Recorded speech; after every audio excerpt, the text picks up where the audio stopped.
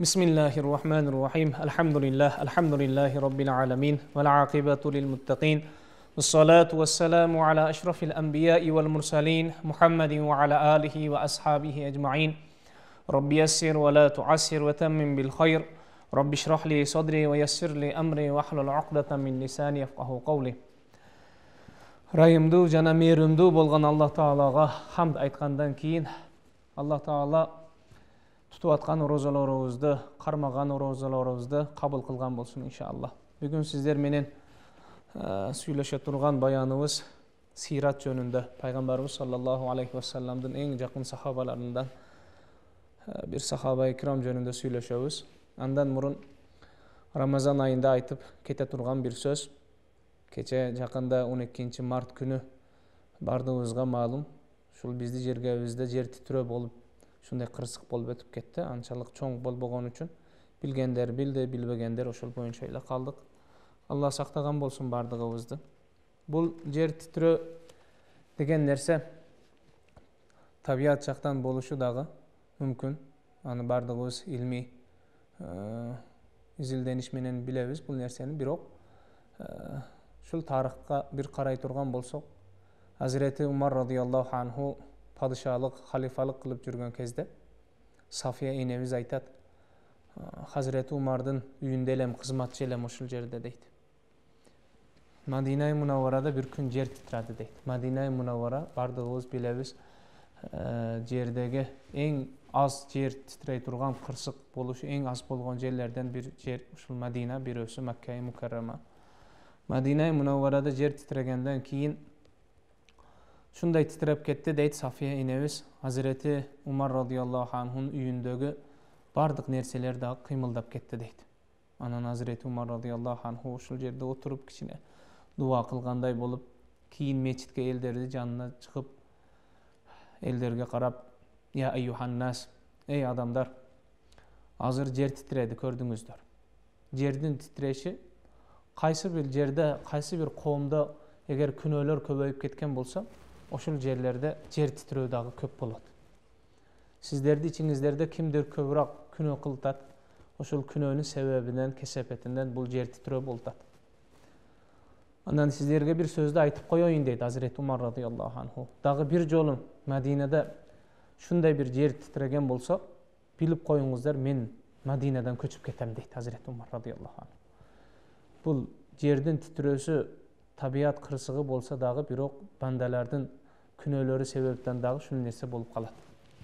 Ошондуктан бул Рамазан айында айрыкча өзүбүздү, нафсыбызды тийип, күнөөлөр көбөйүп кеткенден кийин ушундай нерселер дагы көбөйүп кетет да. Орозо кармабаган адамдар, орозо кармаган адамдарды кичине сыйлап, сый урмат менен, Пайгамбарыбыз алейхиссаламдын шариятында бул орозону кармоо бардыгыбызга парыз болгон амал. Ушул орозону кармашыбыз керек. Орозо кармай албай турган адамдар бар. Сахыр оорусу менен ооругандар, кан диабети менен ооруган ооручандар бар. Ошол адамдарды айтат, орозосу кандай болот? Алар ар 2 саатта же 1 саатта тамак жеп, суу ичип туруш керек. Алар эмне кылышат десе, алар дагы эрте менен саарлыкка туугандар менен үй бүлө менен туруп, ошол эме менен үй бүлөсү менен тамакты жеп, саарлыкты кылып, саат 10-га чейин чидеген болсо, ошол чидеген убакытка чейин орозо кылып өзүнү кармап жүрсүн дейт. Ошол дагы мен орозо кармашты билбейм, азыр ооруум бар, себептүү бир себебим бар деп орозону кармабай жүрбөсүн. Ошол дагы саарлык кылып, кайсыл убакытка чейин чидеген болсо, ошол убакытка чейин баягы орозо абалында турсун дейт. Эми бизде орозо кармаганы мүмкүнчүлүгү бар болуп, балагат жашына жеткенден кийин орозо кармабай жүргөн болсо, ал нерсе болбой калат. Парз амал. Парз 2 түрдүү болот. Фарзы айын болот, фарзы кифая болот.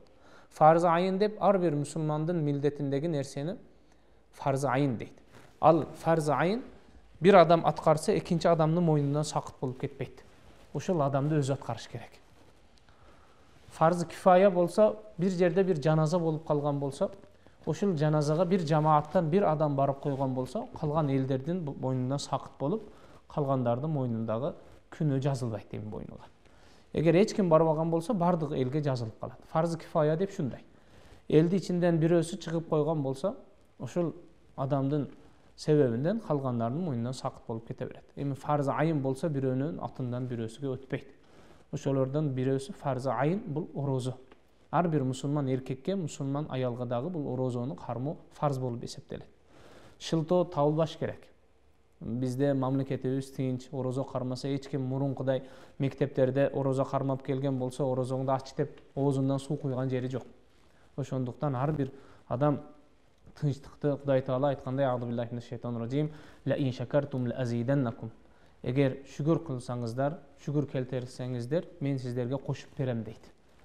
Эгер күфраны немат кылып, баягы Кудай Таала жактан берилген нематтарды убактында кадыр баркыны жетпей турган болсо, урпактарга бул тынчтык заман калбай калат. Ошон үчүн биз өзүбүз дагы аракет кылып, ушул нерселерге бекем белибизди байлап, орозо кармап, орозодо этият болуп, айрыкча аялдар кийинип жүргөн аялдар орозодо эркектердин Азирети Айша энебизден сураган экен. Hayo деп коет.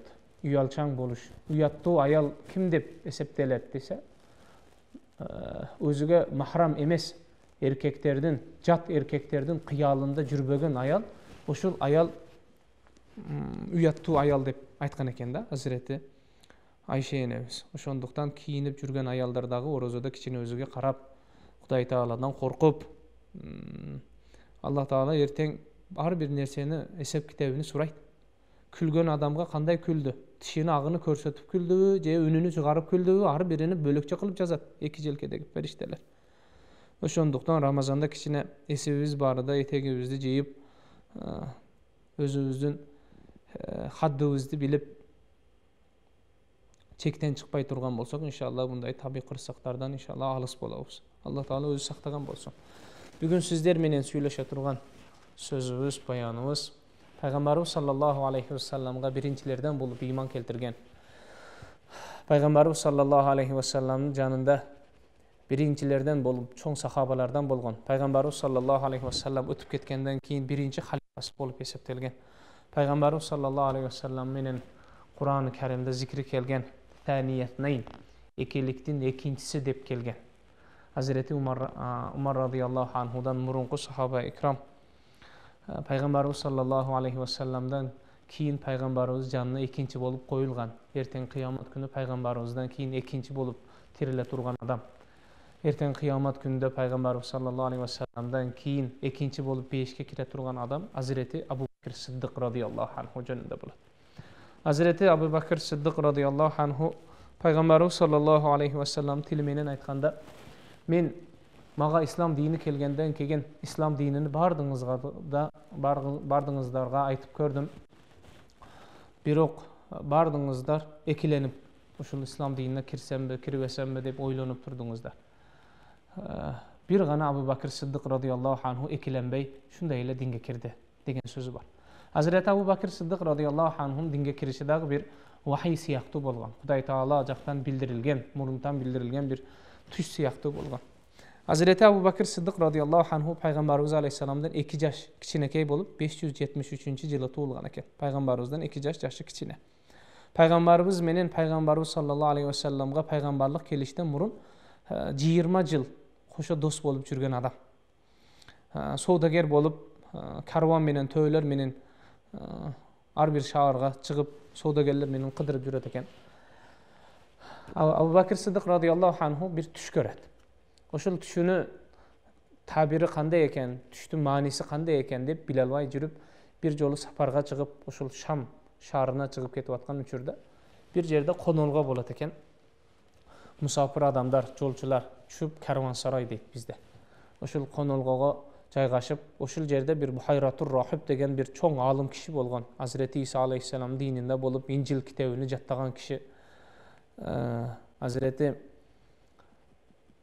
Abu Bakr Siddiq radıyallahu anhu ошол kişini izdep taup, жооп bolsa ошол kişide жооп bolot dep. Al kişinin janına ar bir adam kirelbeyt eken, kezek menen kiret eken. Hazreti Abu Bakr Siddiq radıyallahu anhu da ошол жерге кезекке turat. Түшүмдү маанисин билип алсам, жоопун билип алсам деп. Bayagı çadırda eşikte aslında turup kezege kelgenden keyin kirse Hazreti Buhayratur Rahib kolunda kalam menen kitap жазып oturgan bolat. Anan sura, emne surağın bolsa surayı ver dep Abu Bakr Siddiqqa qarab eyle, Siddiq radıyallahu anh'a qarab eyle şunday. baya Buhayratur Rahib suray berem ne surağın bolsa dep. Ana Abu Bakr Siddiq radıyallahu anh körgön düşün aytat eken. Bayağı düştü uğup durup Buhayratur Rahib'ni kolundan kalamı düşüp ketet jerge. Andan şunday başını kötörüp durup jakınrak kelçi bu yakka dep Hazreti Abu Bakr Siddiq'ty janına utkuzup min ayna anta qaysi jerden keltasın sen? Men Mekke'den keltam, Mekke şahrından keltam. Mekke şahrında qaysi urudan bolosun? Quraysh degen uru bar, oşul urudan bolom. Andan dagı jakınrak otur dep tizesini tizesiga jabıştırıp oturup Qurayshlardan bolosun bu ova. Düşüңdü dagı bir jol aytçı dep ekinci jol surayt eken. Hazreti Abu Bakr Siddiq radıyallahu anhu ikinci jolu bayağı düştü aytkandan keyin Buhayratur Rahib'te aytkan sözü bu düşüңdün manisi, tabiri jakında Araplardan, Quraysh urusundan bir paygambar çıgat. Düşüңdün manisi sen oşol paygambarga tiriw kezinde janında жүрgön jardamçı bolosun. Ötüp ketkenden keyin orun basar bolup, halifa bolup kalasın. Deyt eken bayağı düştü manisini aytıp. Hazreti Abu Bakr Siddiq radıyallahu anhu düştü manisini uğup durup kiçine külüp koyup birok hiç kimge aytpayt eken. Külgönünün sebebi Araplardan paygambar çıgat degen oy hiç kimge kelgen emes. Sebep Araplar şunday kembagal, özünü zorga eptey turgan ulut bolgon üçün Fars menen Rim eger uruş soğuş bola turgan bolsa Arabistan'a jolu düşüp kalgan bolsa oşo Arabistan'a kiribeyt eken da şul jerge kirip elini tamagaşını jep koysok ölüp kalat bul Araptar dep şunday past köröt eken Araptar. Ana Abu Bakr Siddiq radıyallahu anhu Araptardan kanday paygambar, al paygambarga kanday jardamçı bolom men. Bul ne dedi? Birok hiç kimge aytkan emes eken.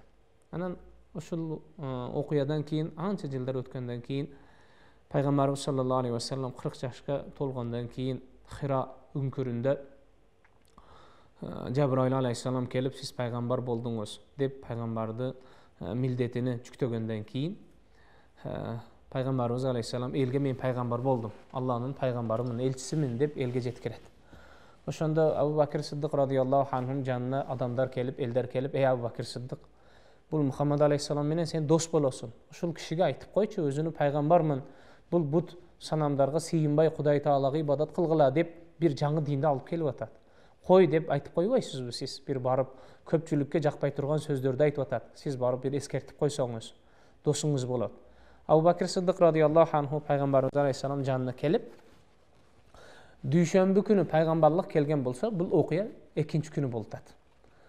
Anan Abu Bakr Siddiq radıyallahu anhu Peygamberimiz janına kelip "Mad-dalilu ala ma tad'i?" Siz aytıp atkan sözüňüzdün dalili barby? Peygambermin dep aytıp atypsyz eken. Oşul sözüňüzde dalili barby? Bolsa sallallahu aleyhi ve sellem ya Abu Bakr Siddiq siz Şam saparına ketip atyp bir түш kördüňiz ele. Oşul түштü tabirinin manisini Buhayratur Rahib'dan soradyňyz ele. Oşul Buhayratur Rahib aytkan söz oşul түшüňüzdün tabiri manisi dalil boluşga jaraýar degen eken. Peygamberimiz aleyhisselamın birinci mucizelerinden.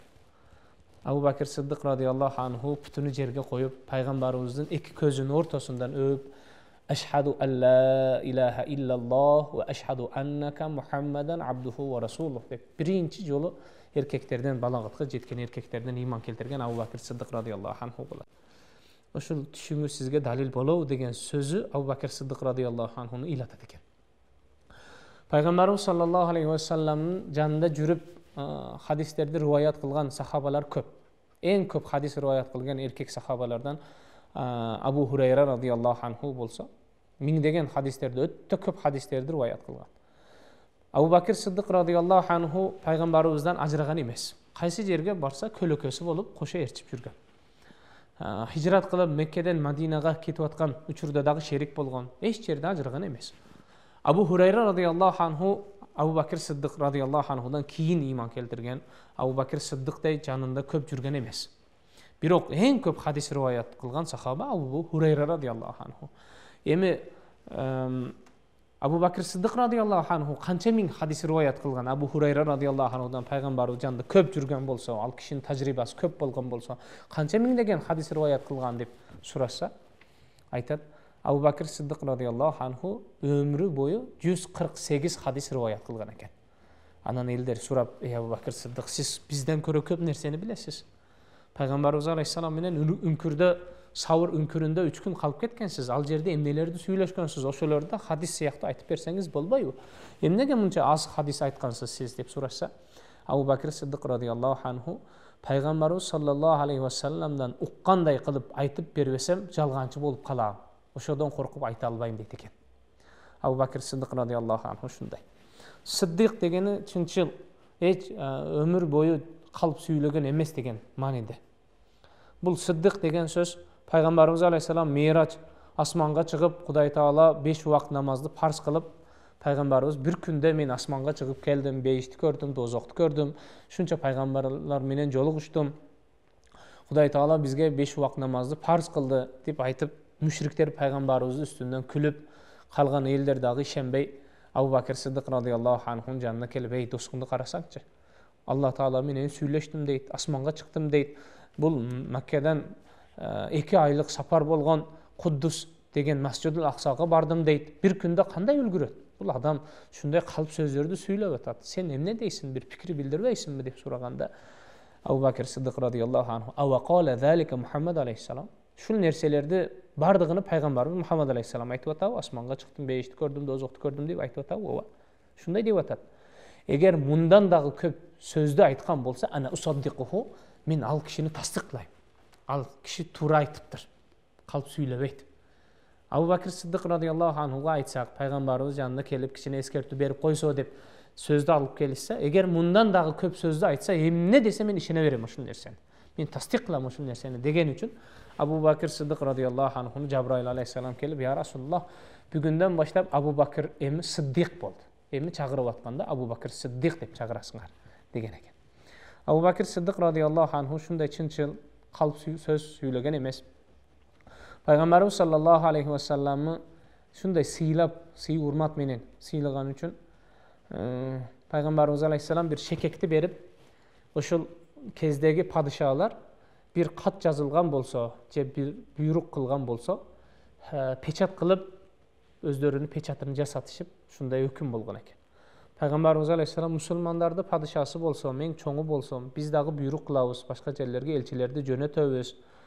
Ошолорго bir муйур кылып койсок, печат кылып койсок деп, Абу Бакр Сиддик радыйаллаху анхуга шекекини берип, шуну баягы эмеге алып барып печат жасатып келген. Печат жасатып атканда жазып койгон, ошол жерге ойдуруп, "Ла илаха иллаллах" деген сөздү жаздырып коесуң.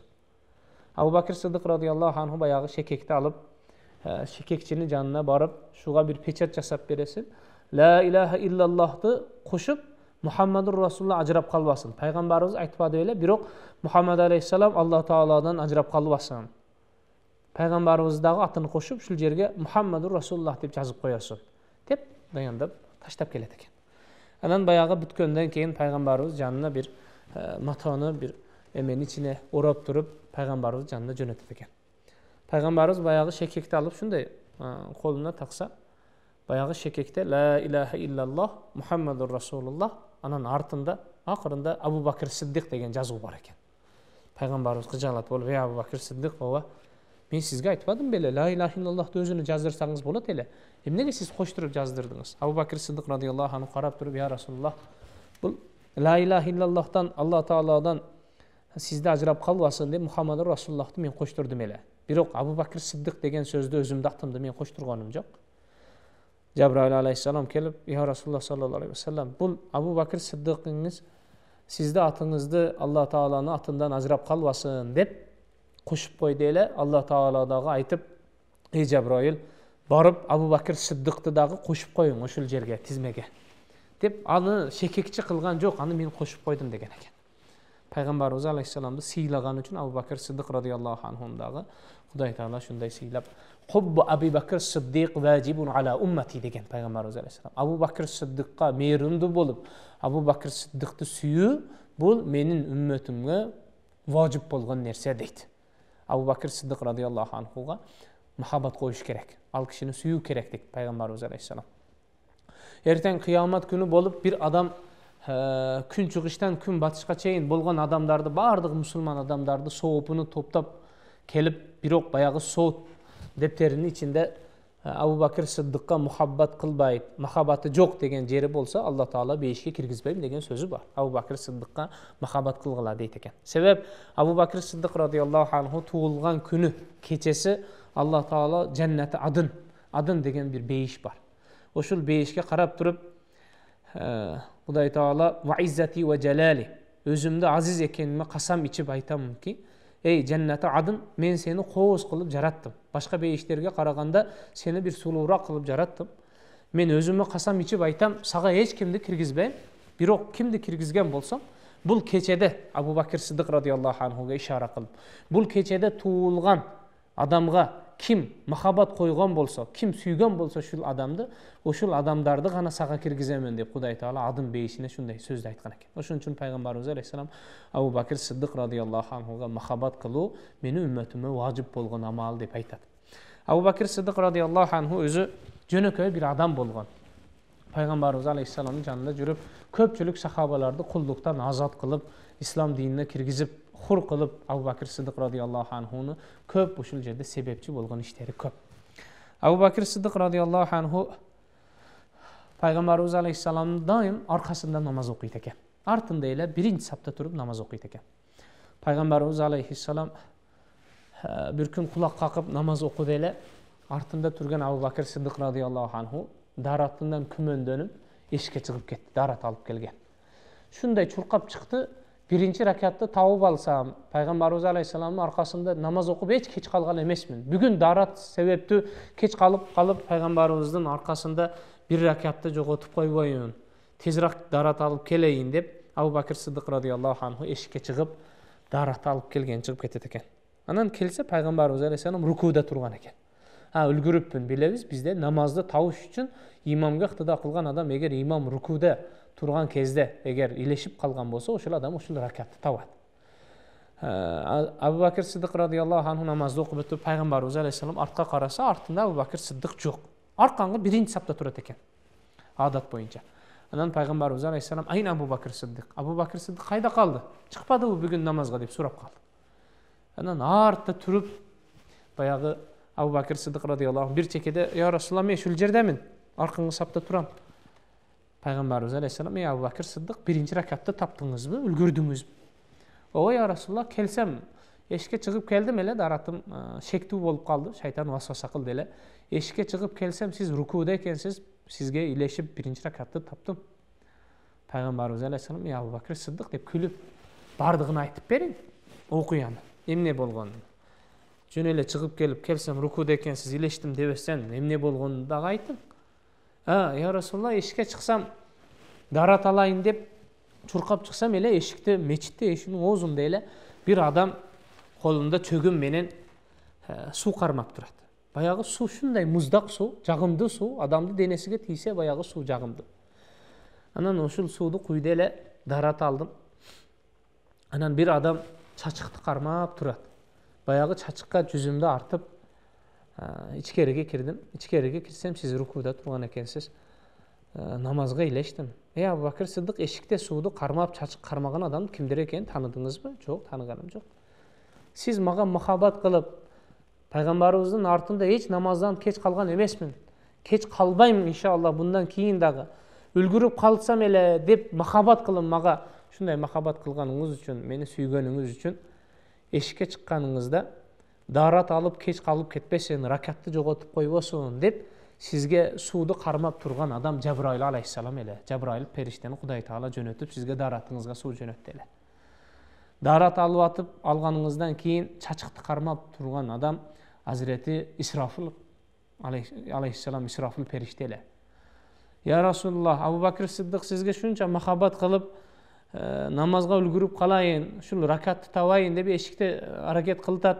Siz rukuda kichine turib turing deb meni butun menen belimden qarmab turgan Hazreti Mikail alayhissalom ele.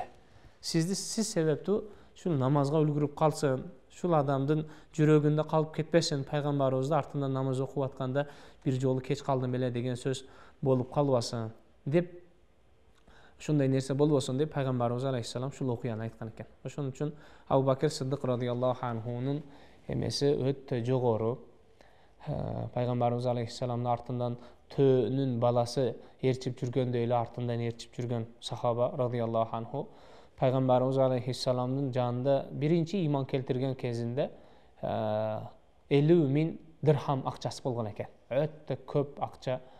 Ушул акчаларга Азирети Билал радыйаллаху анху окшогон кулдарды азат кылды. Пайгамбарыбыз алейхиссалам жанында жүрүп кыйла кызмат кылды, акчасыны кетирди. Анан Пайгамбарыбыз алейхиссалам менен Мединеге келгенде Пайгамбарыбыз алейхиссалам төөсү болгон, Касва деген төө. Ошол баягы Касва деген төө Пайгамбарыбыз алейхиссаламга кайсы жерге мечит курулуш керек экенин билип берип, Рысала деген кинода дагы ушул нерсе бар, сиратта. Баягы төө жаткан жерге мечит салыш керек болуп калат. Ошондо жерди сураштырып караса, 2 жетимдин жери болот экен.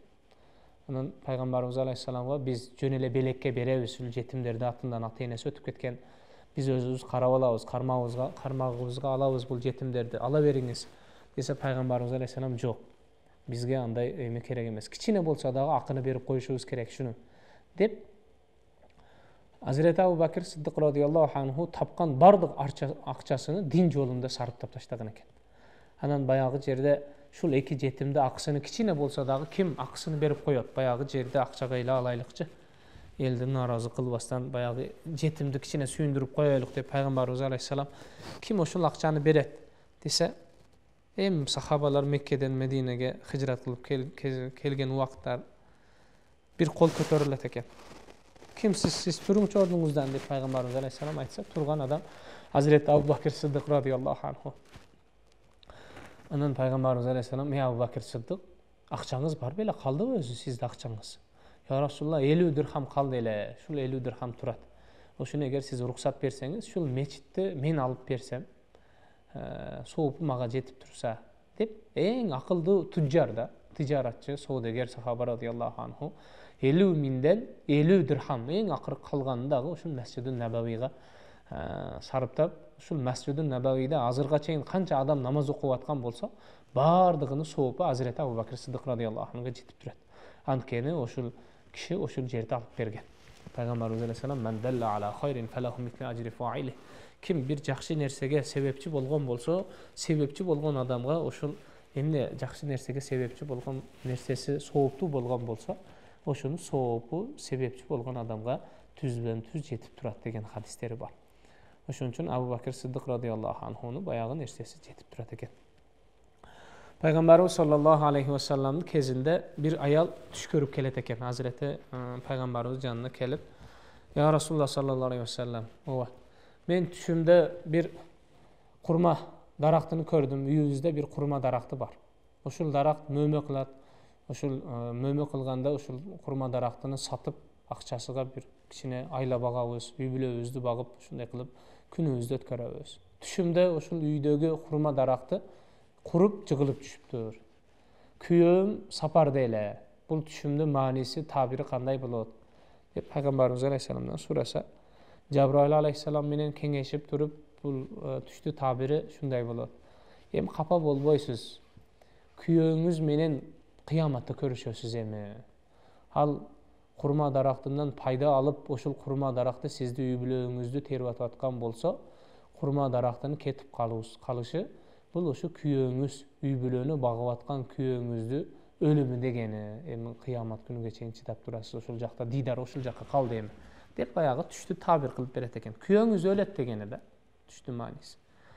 Баягы аял ыйлап чыгып Пайгамбарыбыз алейхиссаламдын жанынан чыкса, Азирети Абу Бакир Сиддик радыйаллаху анху бая айтканыбыздай жөнөкөй адам да. Эшикке чыгып аял чыкса, Абу Бакир Сиддик радыйаллаху анху келип аткан экен.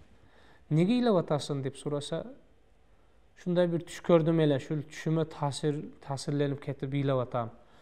Үйүмдө бир курма бар эле, ушул курма даракты кургап жыгылып түштө, күйөөм сапарда эле, ушул күйөөмдөн кабатыр алып атам." Түштү айтып, Пайгамбарыбыз алейхиссалам айтып берген табиринин маанисин айткан эмес экен да баягы аял. Ушундай түш көрдүм, бирок түшүмдүн маанисини, табирини Пайгамбарыбыз айтып берди. Күйөөң өлүп калат деген үчүн мен ыйлап атам деп айтпай эле, ушундай түш көрдүм, шуга сыгылып кетип, кыжаалат болуп ыйлап атам десе, баягы эме карап туруп, Abu Bakr Siddiq radıyallahu anh kıjalat bolwan emi. Küyöňüz keleten buyursa, kirip kelet erten kelip kalsa kerek sapardan, o wagty jetip kalsa. Dep aýtsa, bayağı ayal kıjalat bolup, küyöğüm ölöbü je kalabı. Ekki örtü ortasında kalıp ketken eken. Anan Peygamberimiz Aleyhisselam'ın sözü, Abu Bakr Siddiq radıyallahu anh sözü emne bolat eken dep üýdi jyynap küyöğüm kelip kalsa. Üýdi jyynap tazalap küyöğüm ölüp kalsa eger. Bir adamlar kelip kalsa bayağı taziya bildirip kelip kalsa dep. Anan o wagty jetip bayağı küyösü sapardan tiriw qaytyp kelgen eken. Anan Peygamberimiz Aleyhisselam'ın janına bayağı küyösü ekö barıp ziyarat kılıp Peygamberimiz kıjalat bolup küyösünü körüp ölet degen uktele anan körüp kıjalat bolup bayağı er katın çıkıp ketkenden keyin Cebrail Aleyhisselam'a karap "Ey Cebrail, bul ayal kişi tüşünü aytdım ele. Siz şunday dep tabirini aytıp berdiňiz, küyösü ölet dediňiz, birok küyösü tirik kelipdir. Ya Rasulullah sallallahu aleyhi ve sellem, şunday tabir bar ele. Birok bul ayal kişine işgal kıldı. Sizdi canınızdan çıkıp ketip atıp Abu Bakr Siddiq'ty körüp şunday bir түш gördüm dep түштü aytdı, birok siz kılıp bergen tabirdi aytpady. Bizdi sözüňizdi aytpastan түштü körüp kıjalat bolup kapa bolup atamyn dep aytdı. Anan Abu Bakr Siddiq radıyallahu anhu karap durup küyöňüz kelip kalat dedele. Oşogo Hudaý Taala Abu Bakr Siddiq radıyallahu anhu ömür boyu kalp jalgan süýlegen emes. Bundan keyin dağı süýlebeýt. Aga biz Siddiq degen makamdy berdik. Bundan keyin dağı ozundan al kalp jalgan söz çıkpayt dep menin sizge aytkan sözümden körä Abu Bakr Siddiq'tın küölügü sözü üstün keldi. Abu Bakr Siddiq'tın sözünü urmatından Hudaý Taala bu küyösünü öldürüp janını qaytarıp berdi degen eken. Abu Bakr Siddiq radıyallahu anhu şunday Peygamberimiz Aleyhisselam janında jürüp Siddiq bolgan sahabalardan birisi bolat. İnşallah dağı bu Abu Bakr Siddiq radıyallahu anhu jönünde dağı bir kezek kelip kalgan bolsa dağı köp sözler var. Süýleşebiz inşallah. Ve ahiru da'vana elhamdülillahi rabbil alamin. Esselamu aleyküm ve rahmetullahi ve berekatuhu.